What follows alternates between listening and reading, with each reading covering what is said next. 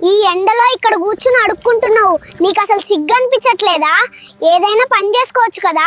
Boss కింద పని చేస్తూ ఆఫీసుల్లో కూర్చుని బాస్ తిట్లు తింటూ జీతం కోసం ఏడ్చే నీకంటే ఈ ఎండలో స్వేచ్ఛ కూర్చున్న నేనే నయం సార్.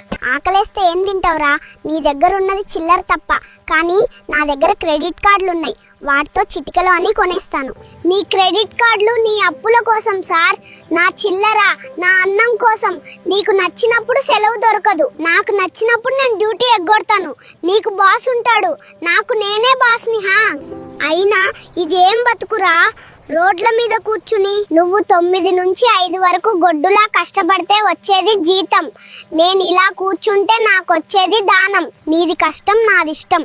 ఆఫీస్లో ఏసీ ఉన్నా నీ మనసులో టెన్షన్ ఉంటుంది, ఇక్కడ ఎండున్నా నా మనసులో ప్రశాంతత ఉంటుంది సార్. మరి రేపటి సంగతి ఏంటి?